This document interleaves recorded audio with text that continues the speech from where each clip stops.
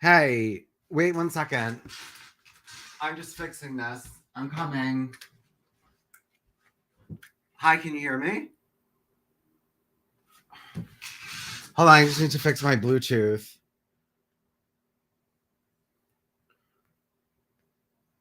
Hold on, I'm coming, guys. I'm coming. Give me 1 second. I just messed something up.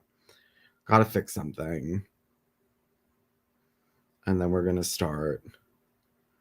It should work now. Let's get this going.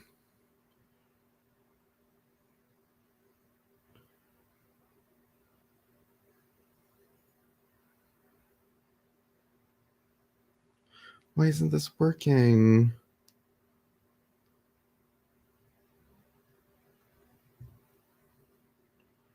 Why isn't my Wi-Fi working? What the fuck is going on here? Hi, Vincent. Oh, can you hear me now? I can hear you. Okay, I'm sorry. I don't know what was going on there for a second. How are you? Good. How about you? I'm good. What's going on? It's a Wednesday, halfway through the week. Yeah. Um yeah, so I guess what I wanted to do was well, I wanted to go through something with you because I actually have been wondering about this and actually like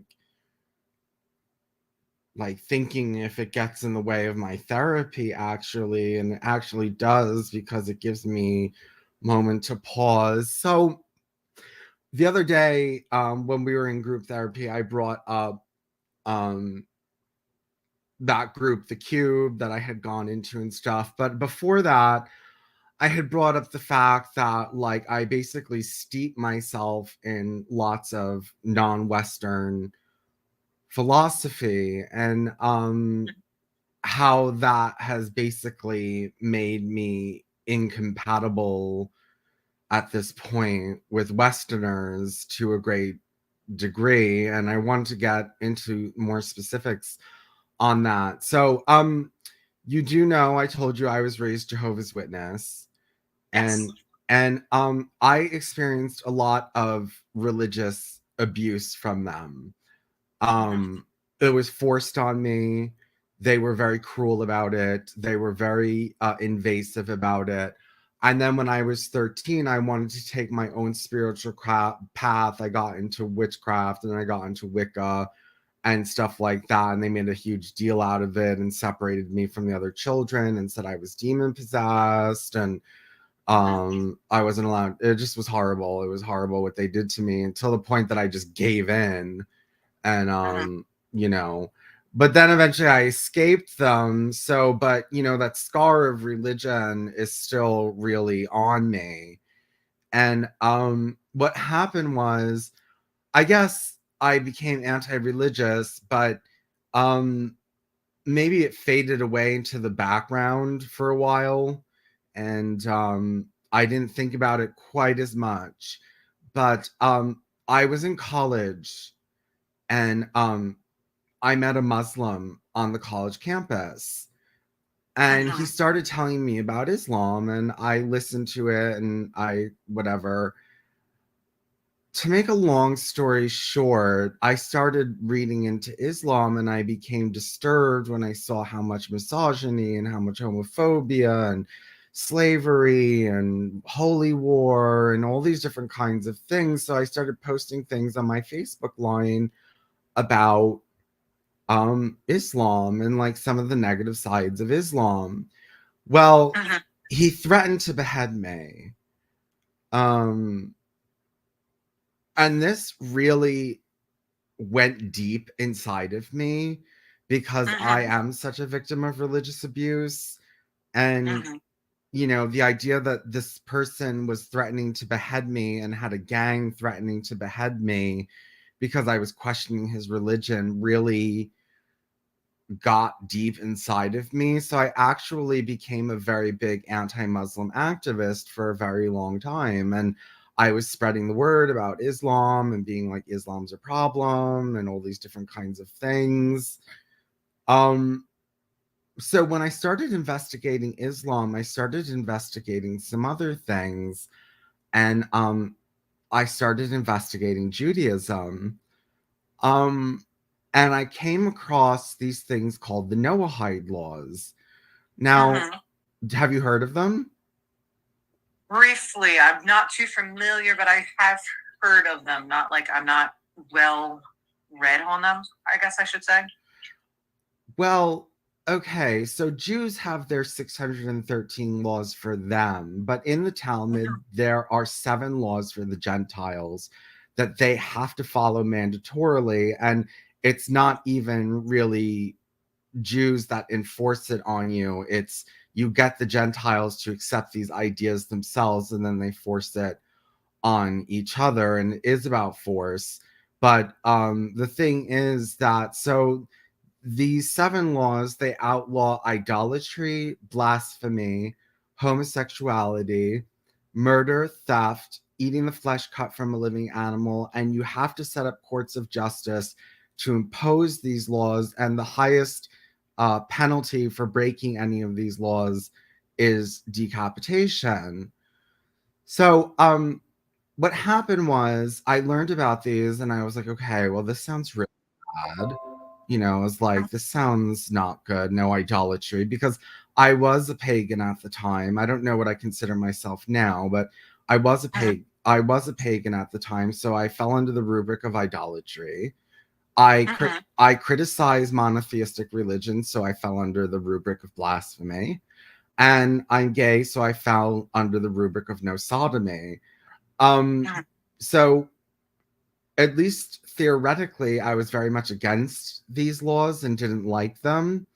But what happened was, so these laws are just not theory. They're being widely accepted throughout the world by different governments, such as the United Government, the United States, and the UN, and the Vatican. A lot of Muslims are on board. Lots of Freemasons like them. Lots of prominent chief rabbis of different countries are involved and promoting it, different religious communities, and stuff like that. So I think you can see why I would be concerned about that, right? Okay, so the other day we were just like talking about Christian Science and freedom of religion. That was our last discussion. And basically, I was saying, how can I believe in freedom of religion if, people who follow Mary Baker Eddy's teachings in Christian Science believe that you can basically, kill your child through medical neglect, and because you don't believe in medicine, and that this is legal in many states in the United States, and it's basically settled and stuff like that. But the other thing is, I've been okay, so why don't the Noahide laws allow polytheism, hard polytheism specifically? And obviously, the answer is, if you're trying to set up a monotheistic state, you can't allow people to be polytheists, because then they'll just rebel against the monotheistic state and collapse it. You know what I mean? If you just allow polytheists to walk around and spread their doctrines, eventually monotheism is going to be challenged in the society. So right, it'll be challenged in the society. And so, okay, these people are challenging freedom of religion in our society. And basically, yeah, and they're looking to change that. And, they're making progress and they're actually getting somewhere. So basically, to the point, I know I'm talking for a long time, but the session is yours. The whole point is you, just so you know. But the thing is that I've accepted, okay, I tried fighting this for a long time and nobody would listen to me and nobody thought it was a problem and nobody cared and nobody understood and stuff like that. And Chamo is in the building. I feel as though Western society has really abandoned me, because it's not equipped to deal with tolerance. It's not equipped when intolerance comes wrapped freedom of religion, it's accepted. So the United States president and the Congress have said that these laws are the foundation of American civilization and proclamation. So at least they agree with them in essence. And that feels like a betrayal. That feels like a total social betrayal, like the West totally, like 100%. My president likes it, my Congress likes it, the UN likes it. Like, obviously, this is not working because it's not just a fringe idea. It is being accepted by mainstream society. And I'm sorry, but these laws do call for the decapitation of adulterous, blasphemous homosexuals such as myself. Now, like, I've reacted this and that I no longer want to believe in freedom of religion because that doesn't protect me from intolerance, obviously. And everyone keeps trying to tell me, well, it's just an idea right now. Well, ideas can become reality, and these people are pushing for reality already somewhere. And if they believe in intolerance, I've accepted and mirrored their ideologies in that. So now, okay, the point of monotheism is to make moral authoritarianism, right? The point of monotheism is to make it so that there's only one law you cannot question, only one God, one authority, the law forever, in time, in space, cannot be broken. So that is the point of monotheism, and the point of forcing monotheism on people is so that there's no questioning of that. If you actually, did you ever see the movie, or I mean the TV show Battlestar Galactica? Yes. Okay. Battlestar Galactica, in Battlestar Galactica, do you remember the humans were polytheists and the robots were monotheists? Yes. Okay. Did you see the prequels on the Sci-Fi Channel to Battlestar Galactica called Caprica? I don't believe I did. Okay. So so there was a prequel called Caprica, and this was like how the robots became monotheists and how the war broke out between the polytheists and the monotheists. But there was this, so Caprica is the name of a planet, and on Caprica they're polytheists, and monotheism is outlawed for that very reason, that you can just do anything in the name of this god, and it's just anything that this god says, people don't question it, and even if it's terrorism and whatever, people just do it, and so they outlawed it. My reason for being into hard polytheism is that I believe in moral relativism. So I do believe we need moral relativism in that everything is questionable. Everything, there is no central God, there is no central way, and anything can be questioned. So I've taken this to the other extent where I would be intolerant of monotheism, because just like the monotheists say, if we allow polytheism, we're out the door.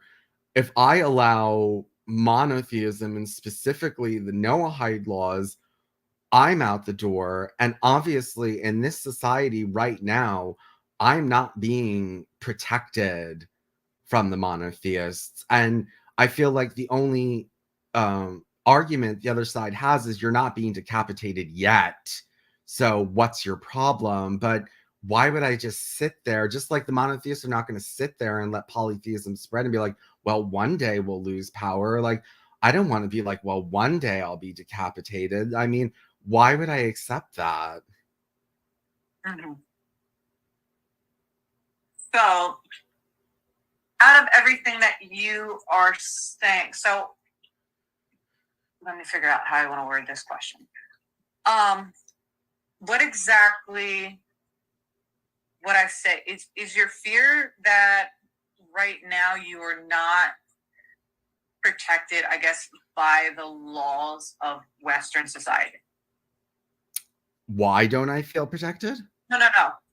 My question is, right now, is your feeling that you are not being protected by Western society? like the laws of society and everything like that. I don't feel it has the ability to protect me because, well, like I said, I no longer think like a Westerner. I think more like a Jew or a Noahide, where I'm like, any kind of incursion is, you should be scared of it, because if it's allowed to exist, you're not being protected from it. And like, I feel like that goes a step further in that Westerners would be like, okay, well, it hasn't gotten big enough to kill me yet, so I need to tolerate it. Whereas in a Judeo-centric worldview, you wouldn't even tolerate a smidgen of it, because that would just lead to trouble.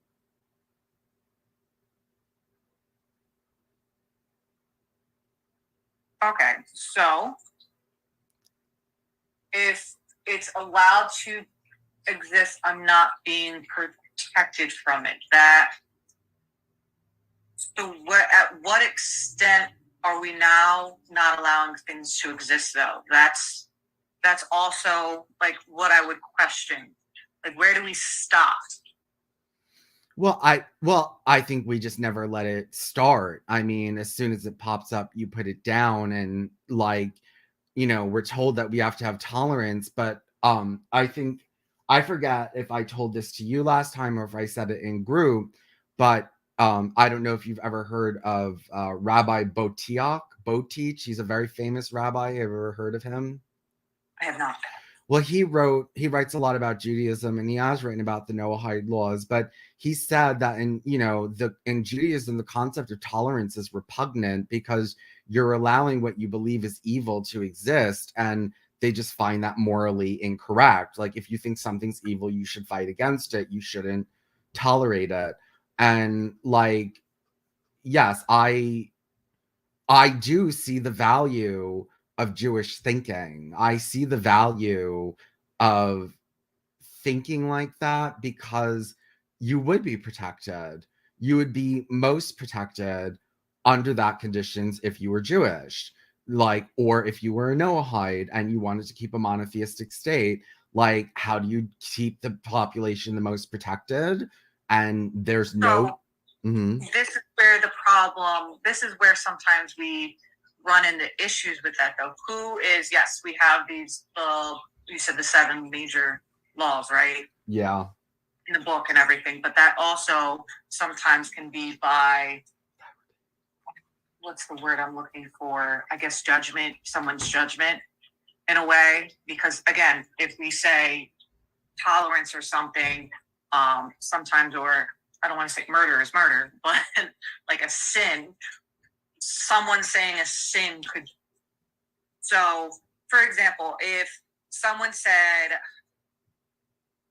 some think tattooing is a form of self-harm, because people say, rather than me cutting myself, I go get a tattoo, because it's still a form of pain, but at least I'm not physically hurting myself. I feel the pain, but I'm not physically hurting myself. Now, if I have no tolerance for someone going to hurt themselves, that means I'm going to get rid of all types of piercings, tattoos, X, Y, and Z. No tolerance for that. That's a sin. How dare you hurt your body? Get rid of that. In other cultures, that's a rite of passage. So you just took out a complete culture. Mental health. Some religions can view mental health as, that's bad. That's a sin. How dare you have a mental health issue?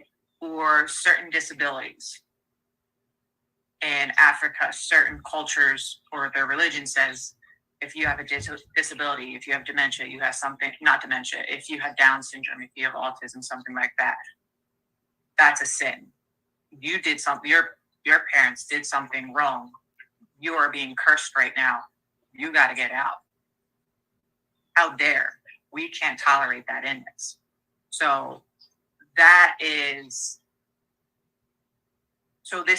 almost where I'm just, no right or wrong. I'm just saying, where does the tolerance, where do we say, okay, at the same time, we're pushing out? Because now it's that selective. Who's allowed in with tolerance, or we're just saying, you don't fit this criteria, you're out, you've got to go? Well, like, this is what I talk about with the AI. I talk a lot about the AI with Christian Science, because Christian Science, I just focus on it a lot because, look, the rule doesn't work in every place. If you allow Christian Science to operate, children will die. That's just a fact. Like, and like, okay, people will point to, well, that's the only point in freedom of religion where it doesn't work. And you know, but okay, it doesn't work in one instance. I would say it doesn't work in other instances, like allowing nefarious ideologies to grow. But also, well, first of all, Christian Science, medical neglect of children is legal. And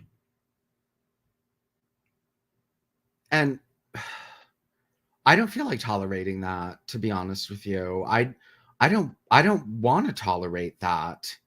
And I mean, that is completely okay. So this is where we also go when we think about other places. Yes, United States, we're a lot more tolerable of things, but that's also because when certain things were created, like the freedom of religion, think about how long ago those laws were created and how many years have passed since all these different denominations have now developed.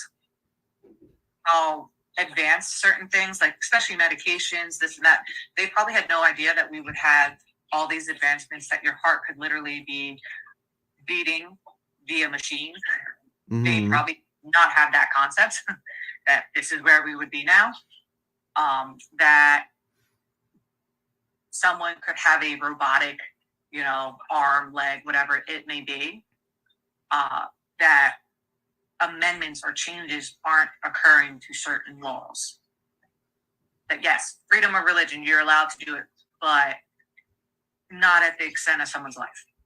But wait, we can, because we know that there's religious exemption laws for Christian Science. We know, well, that is what I'm saying. Like there hasn't been any updates to say yes, you're allowed freedom of religion, that choose your religion, but it should not be at the cost of someone's life. Okay, what if your religion says homosexuality is evil, homosexuals go to hell, they're demon possessed? Let's say you have like a 12-year-old boy who just knows he's gay young, and the parents start telling this child that it's demon possessed and that it's going to hell and that it's evil. And let's say they do this to the point that the boy kills himself. Like, is it religious freedom to allow parents to emotionally abuse their gay children? Like, is that freedom of religion?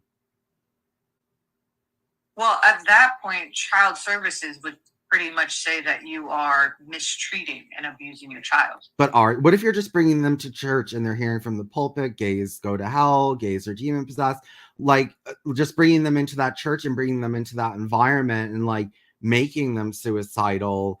I mean, what if I don't know if a child at a young age like 12 has the right to ask not to go to church services with the parents. Well, it is, with the way things are now, if a child came and said, and literally came in school too and said, hey, I'm suicidal, I am being told I'm an abomination, this and that, it would literally come to the attention to psychiatrist or a therapist would come in and say, like, this is maltreatment. The child is suicidal. They have to go inpatient. Legal could get involved because now you have a risk involved. Regardless of now, that is now a harm to self. And now law is involved. Because now someone's life is on the line. Well, okay. The other thing I wanted to talk to you about is it's related to the same thing, but it's about drifting so far away from Western values in that, okay, look, under the Noahide laws, the penalty is death. You break the law, it's death. Okay, like that's just the law. I'm not going to go out and start beheading people or anything like that. But like, do I believe if you have the capacity to do it, should you war on these people? Like, should you war on the enemy? Yes. And sometimes war is not always immediate death. Sometimes it's social war, psychological war, economic war. Like, there's a bunch of things you can do before you actually get to the point where you're actually having physical war. And like, I do think about it, like everybody in the therapy group, I mean, I'm in physical war with them, not physical, I'm in war with them because I'm at war. I think that they adhere to Western values. And so I'm like their enemy. And to be honest, I think that I'm your enemy too. And it does bother me a little bit to go into therapy and be like, I'm all these people's enemy. And I'm asking for them to like listen to me and have sympathy for me when I really wouldn't have sympathy for them. When you say you feel like my enemy, in what way? Because you don't hold the same values? I don't hold the same values, and I wouldn't be tolerant of other values. Like, I wouldn't be tolerant of freedom of religion.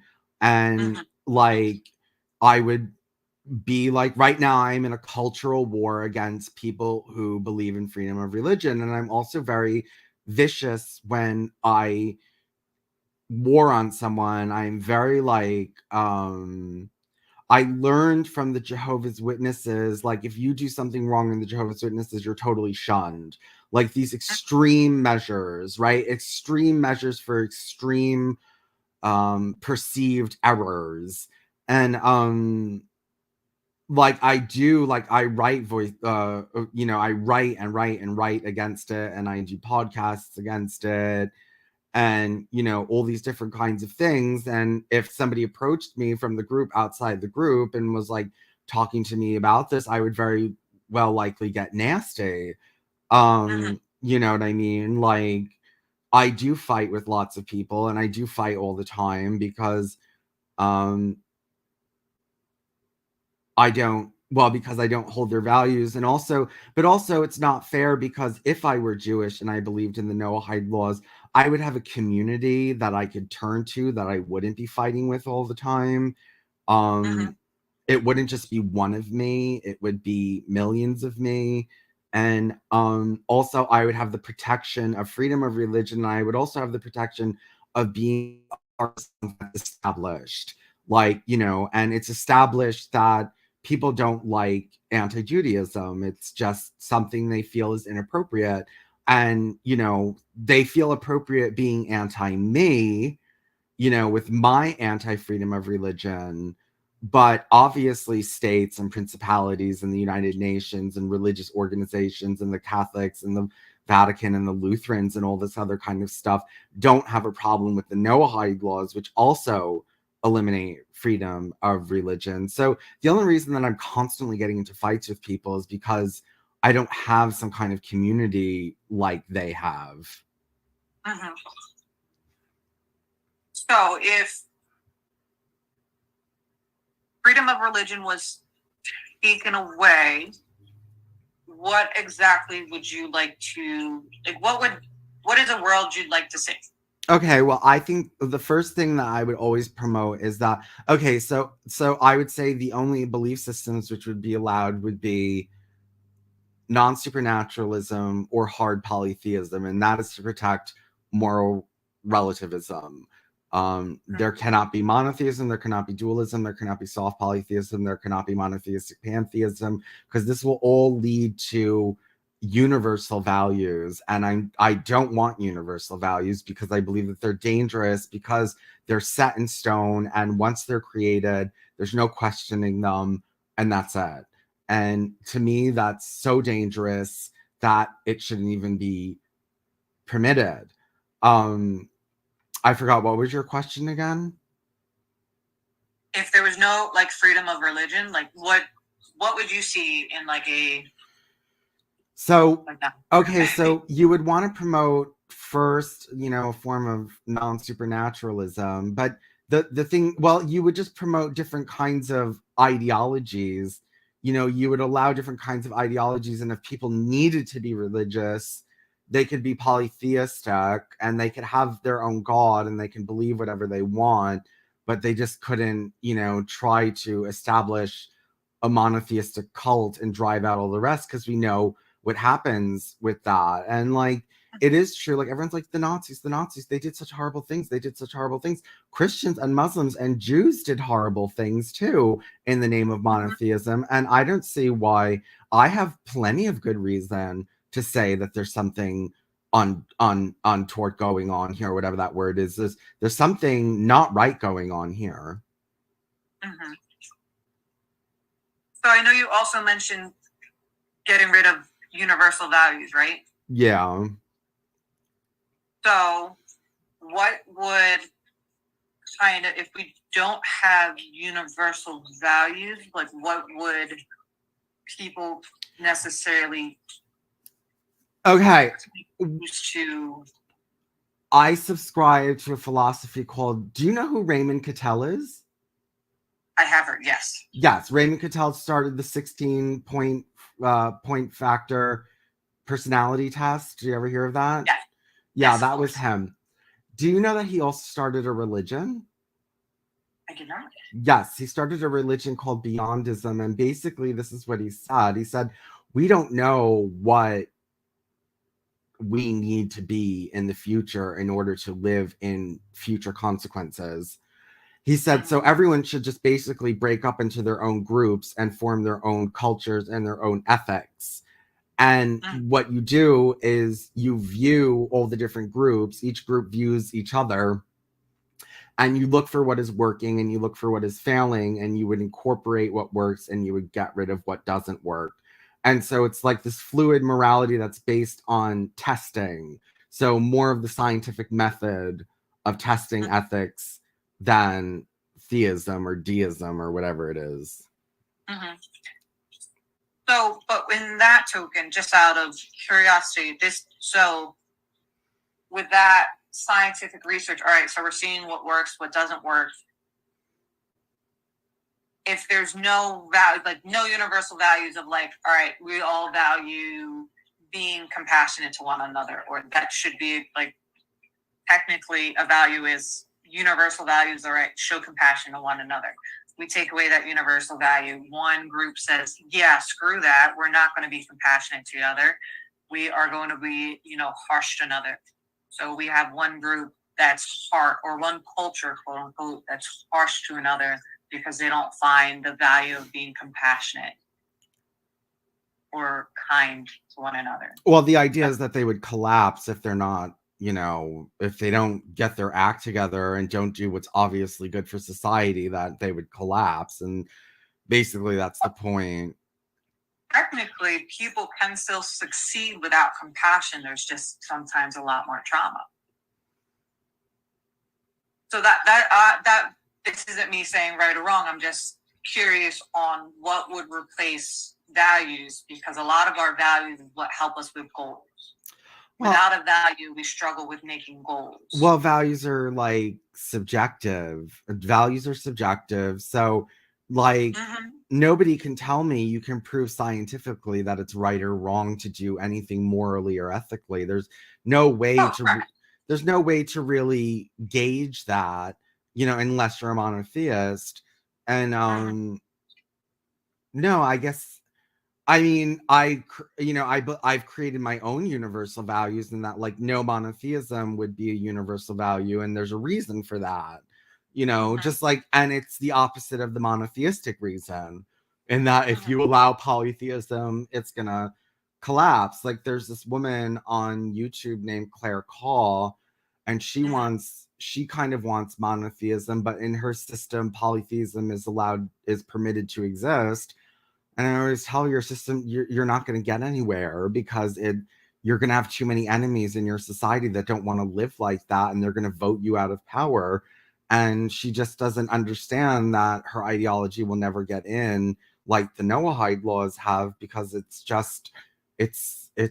that's silly. It's not, it doesn't make sense if you're trying to uphold a certain kind of culture to let everything in. I mean, you can't just let everything in. And the West is doing that. The West is letting everything in to the point that it doesn't stand for anything. Mm-hmm. So if it stops letting things in and starts turning away certain beliefs, and again, this is just me speaking out loud, and it stops accepting certain things, then we have cultures that suddenly now have nowhere to go. That was originally the West, quote unquote, its value, that, hey, this is where you can come and we are accepting of whoever you are. Right. And I said that my point is that I've been affected by non-Western thinking to the point that I've adopted it myself. And so, like, when people tell me these kind of Western catchphrases of morality, they no longer work on me. And Can you give me an example of a catchphrase?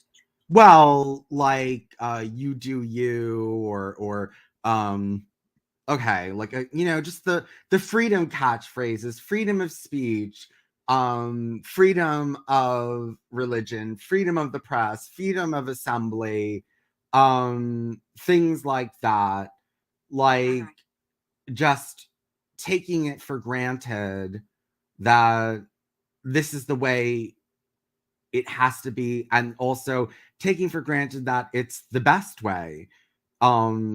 Just on somebody's word, it's the best way, and so let's do it this way. But I think that there's new challenges coming in that are really challenging that, and just okay, freedom of religion does not work in every instance, as we know, with Christian Science and dead children. So couldn't this be another example that we weren't prepared for, of an instance where it doesn't work? And then how many instances is it not going to work in before we realize that the system is not really working? Well, as you also said, freedom of speech doesn't work in every single instance either. No, it doesn't. It doesn't work in, well, no, like screaming fire in a theater, you're not allowed to do that. That's not covered by free speech laws. But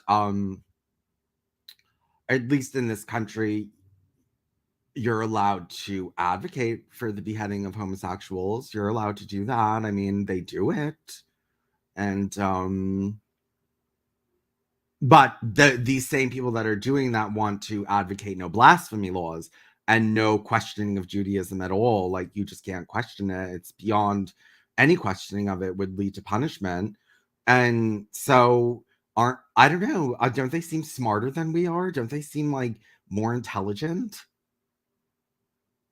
But once they start threatening, or isn't it once they start threatening or something, isn't that like threats for harm?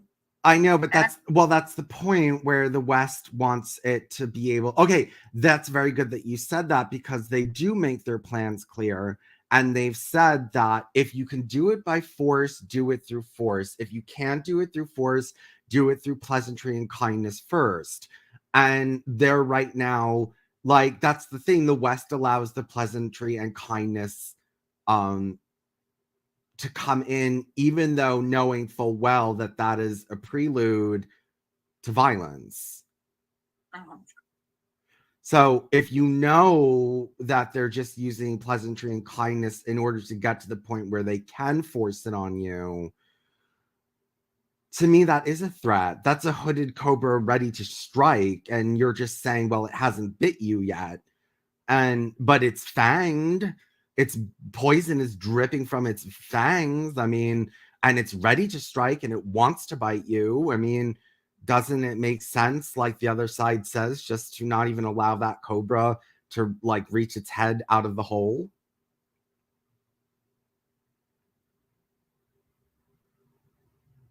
I definitely see what you're saying about, not allowing it to the cobra to kind of exist at all in the first place. That also the changes that would need to happen would be severe on America's part, or even Western culture. I think of just how I want to say used to. I don't know what word I'm looking for. I don't want to say tolerant either. That the laws are so ingrained that there would be such need for change on those that yes, well, you might be able to have freedom or say certain things that you wouldn't be able to do this. Yes, at one point, like you just even look at like the allowance to protect yourself. Well, that was when people could bust down your doors and, come in at any time.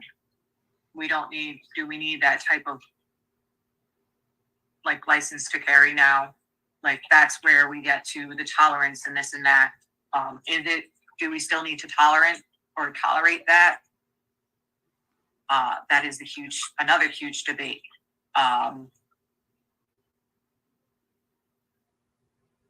There's a lot of social unrest due to all these things that are happening. To make these changes immediately or to make them all at once would almost, I think, cause a collapse. Well, okay, I do follow their example in that they do believe in slow movement. So they have just been getting these provisions passed by governments in the UN and all these different groups for the past 40 years. And they did it slowly, and they did a lot of interfaith dialogue before they got there, and lots of discussions and talks to get everyone on board.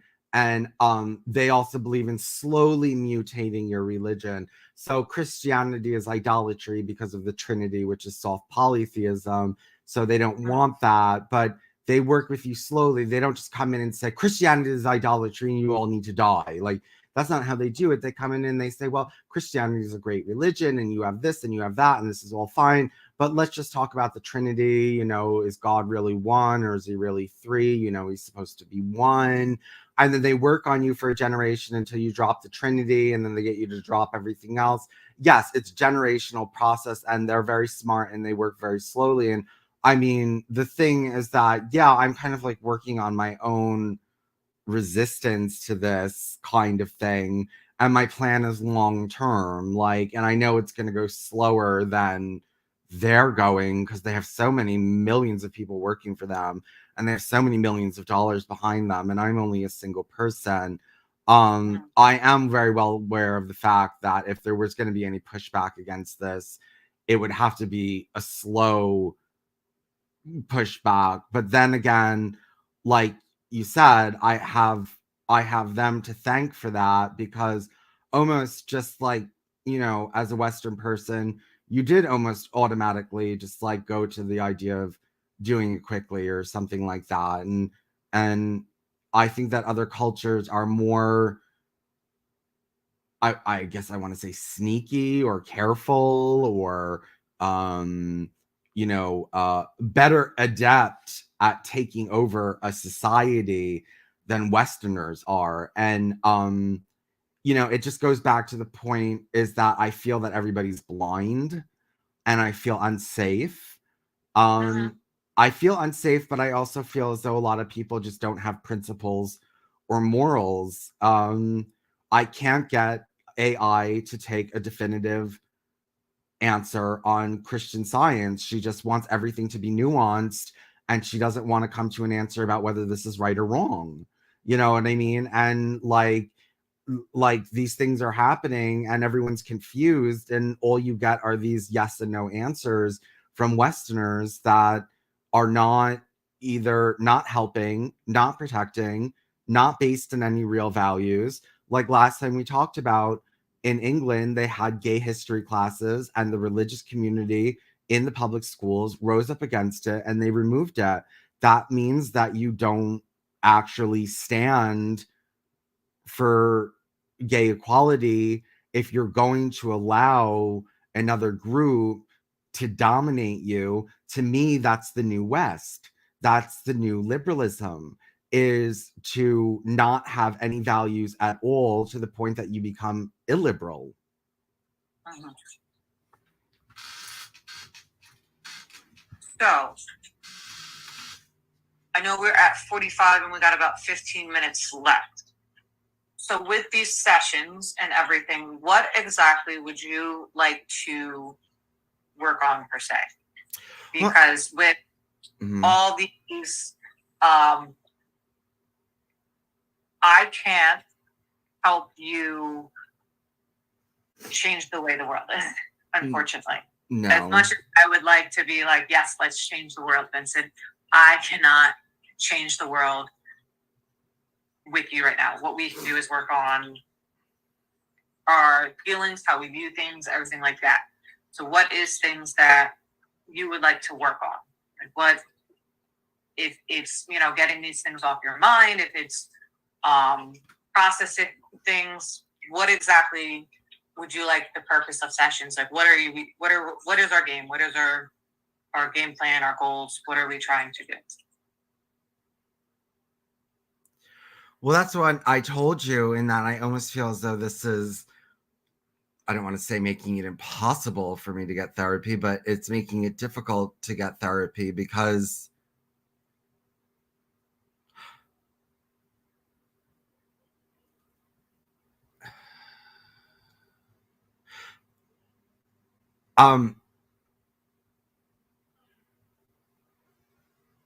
maybe I don't think you even as of yet fully understand the level of how alien my mentality has become. And I don't know exactly how I would be helped by modern psychology, to be honest, because, well, certain kinds of psychology, yes, I am open to, like personality tests and things like that, that kind of psychology, and different, more like, but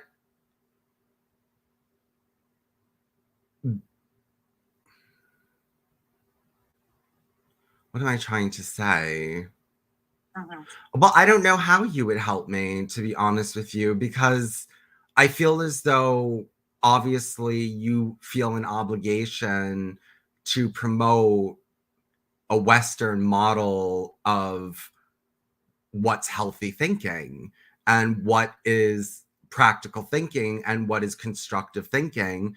And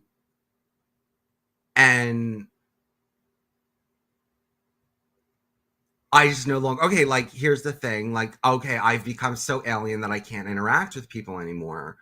And I've become so intolerant, I can't interact with people anymore. And I don't want to be around people, and I can't make friendships, and I can't see eye to eye with people, and things like that. And I know that as a psychologist, you would probably say, well, that's not good. You don't want to isolate, and you don't want to become paranoid and struck off from the world. But the thing is, well, going back to my Jehovah's Witness upbringing, as a Jehovah's Witness, yes, it is better to be alone than to associate with worldly people. Like, it is better to be alone. That's what they teach you. Like, if you have to be alone, and yeah, if you have to be alone. And like, I feel like that just would not be your suggestion to me, but the suggestion of going out and making friends with Westerners, that would actually be my last suggestion. My suggestion would not be actually, from the 2 sessions we've had and the few, honestly, group session. I think we've had 2 groups or maybe 3. I can't remember how. We've had 2 groups, 3 groups together that we've had. The last probably even recommendation or anything I would probably tell you to do was go seek out people because from what I gather from you, and I don't even have to be in person to gather this, is that like you have a strong, like almost aversion to, again, Western thinking. I'm not going to go tell you to go seek out people that have Western thinking. It would be the worst thing for me to do. I get that sense of alienation, and even me trying to understand, those questions that I'm asking you is me trying to kind of understand what your thought process is. And I can tell the difficulty, because even with you just explaining it and me having my open mind and just saying, okay, this is where your thoughts are coming from. I understand the raising of Jehovah's Witness. I can't even imagine having that upbringing before being 8, like prior to being 8, the parents, and then being told that you weren't wanted, and then Jehovah's Witness, can't even begin to understand or realize how influence that, or the impact of the influence of that. Then we move forward. The incident with college with the person who was Muslim. So you have a lot of impact from religion. Yeah. That constantly hit you. And then you get to view a Western society that's like, yeah, practice whatever religion you want. We don't really necessarily care about what you do, because freedom of religion. So now that we go out into the world, or we go to these social media platforms, or any platform in general, and we say like, hey, this is wrong, and people go, well, it doesn't really matter. Practice whatever you do. You do you. I don't really care. It doesn't bother me. Just don't enforce it on me. And that can bother us, because we see like that isn't right. We learn from like orthodox or radical certain things that like, why should we tolerate things that aren't good or are bad? Like you said, Christian Science. So finding people like that can be like finding a needle in a haystack. Yes, and that is what it's like, and that's why, I talk to the Cube now, even though they're so nasty to me, because no one else will talk to me. But also, they're also very, very radical people. I mean, they believe in killing gays and stuff like that. They have their own, intolerant.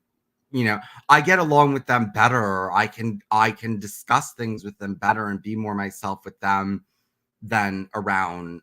I can get along better with my enemies who are just as extreme as I am than I can get along with moderate people. I find moderate people to be very disturbing to my consciousness. And even though these people I'm fighting with them, it's a little bit closer to the way I feel than what I get. I feel the moderate people feel very dead to me. They feel very like not deep thinkers and not taking things to their extreme logical conclusions. And Is it also because, at least with the radical people, that you kind of know exactly where they're coming from? There's no like hidden thoughts, anything like that. Whereas like other people, like maybe even some people in group, it's just like that wishy-washy. Like I could flip to this, but in a different circumstance, I flip to this, and my opinion might like differ depending on whatever I'm presented with. Whereas like with an extreme radical opinion or something, it's like, no, my opinion is not changing regardless. This is how I feel. So there's no hidden agenda or anything. There's just, this is the opinion, or this is the view. This is what I'm following. This is the belief. There's nothing changing. You get what you see. Yes, you get what you see, and that's exactly what it is. And it is always a yes or no answer. It's not yes and no. It's a black or it's a white answer, and there's no real gray. And I remember you saying that last week. The gray areas that you weren't a fan of, like you didn't like the gray. It's this or it's that, not like that foggy gray. Yes, like when I was talking to AI, so I was like, well, is it freedom of religion, or is it not allowing medical neglect? And she just told me, well, it's not an either or. And but how is that not an either or? Like, I feel like that's what most like she's programmed to talk like a Westerner, and like to say, well, it's not either or. How is it not either or? For answer was a non-answer. Yes, her answer was a non-answer, but I feel as though that's what the West would generally give you. Somebody would say, it's not an either or, we need, okay. And she keeps saying, we need to strike a balance. What is the balance between where do you strike a balance between those two things? So now with all that, like now I have a little bit more understanding of kind of like today kind of helped a little bit more. So yeah, no, group is going to be difficult because you're going to come in and you're going to get that, well, there's gray area. The gray area. There's, yes, in some circumstances, like murder, people will give you a yes or no. Whether, you know, in an argument, someone will say that there's gray area because maybe I looked at a situation wrong or maybe blah, blah, blah. Whereas, you know, if I'm looking at something radically, well, there's a right or wrong, or there's a yes or no. What did you do? I'm going to look at the facts. I'm going to look at this. Like, what are we considering? Would you say you look at things more like factually than emotionally? It depends both. I am very logical and scientific in my thinking, and but I feel deep emotion. So I feel very sad or very happy or very excited or very miserable. I easily get affected by just outside ideas and facts. Just the idea that somebody, like, I get upset just the fact that somebody is homophobic, because I think, well, they could have a child and teach that child homophobia. What if the child's gay? Like, just people's thoughts will make me depressed. The fact that, like, just somebody is thinking in a certain way, yes, it does emotionally affect me. Because the thing is that I always tell people that affects the world. People are like, why do you care so much about people's ideas? That determines how you interact with the world. And each individual person has a lot of responsibility about creating this earth. We all have a lot of power in shifting the way the world works. So yeah, I do care a lot about what people think. So then my almost question to you would be, wouldn't that be taking a lot onto you to take on everybody else's? Well, like, yes. I understand. We want to, everybody that has those negative comments, those negative views, those negative thoughts, yes, they influence those around them, and then those around them influence again, and the circle just gets bigger and bigger and bigger and bigger. And then if they influence their children, it's almost generational now. And that's where our problem lies too, because nothing changes. And then we continue and nothing gets better. It just continues down the line. And again, nothing gets better. But aren't we also in a problem that if I'm stressing so hard about this and I feel like I'm talking to a wall, I'm taking on this stress and that person's just walking away like, I don't really care. Yeah, I mean, I guess I just have poor emotional regulation. I just find it hard to keep an emotional balance in the face of outside stimulation. You know what I mean? And I'm not saying that we can't still have that, like, hey, conversation with someone and go to them and say, like, hey, this thought process, and still have our views and still talk to other people. But sometimes to step back and say, like, I left this discussion with someone, I don't want to take their comment emotionally still with me, because then if my whole day is ruined by this one comment, then, like, I'm depressed for the rest of the day. Mm-hmm. If that makes sense. Yeah. We have 1 minute left. Is there anything you wanted to tell me? I've got nothing. Okay. I hope near the end it was somewhat a little bit better. Uh-huh. For you, I know that, like, from the sounds of it, it's hard. Because it's hard for people to relate to you and you to relate to other people. Yeah. Yeah, I mean, yes, I've stopped relating and I've become averse. I'm averse to other people. I've become very like disturbed by other people's patterns of thinking.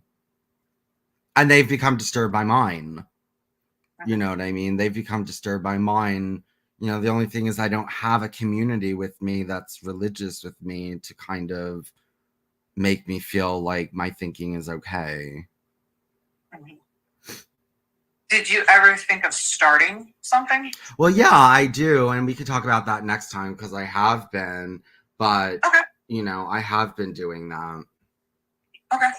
So we can definitely talk about that next time. I will let you go then. Okay, Right, next Wednesday, right? Yes, next Wednesday. All right. Okay. All right, See bye. Bye. Okay, I'm ready for whoever wants to come on. Let's see if anyone's going to come on.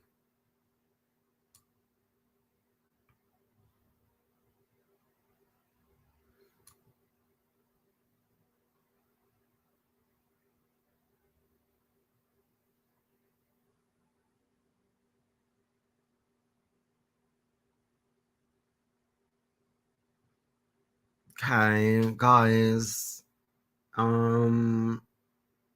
If I leave, how do I stop the recording? Can I ever stop the recording? I can't stop the recording. But we're waiting for, I guess nobody's listening. Joel is not listening. Jord is not listening because if he was listening, he would come on and fix this.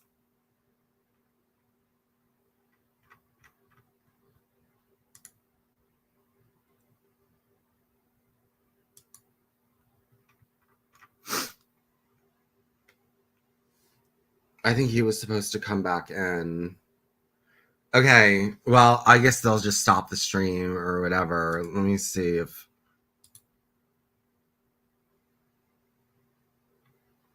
I don't know where they are. Okay, they can contact me on Telegram if they want me to come back. Okay, I'm just gonna... Wait, hold on, let me contact them on Telegram.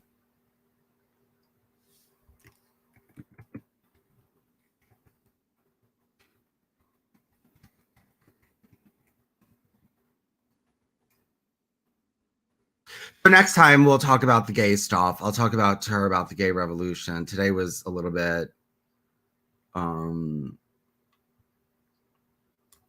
about values and stuff like that, and basically leaving Western values behind in my own way, not like you guys have, but in my own way doing it. All right, I'm gonna leave. Talk to you guys later. Bye.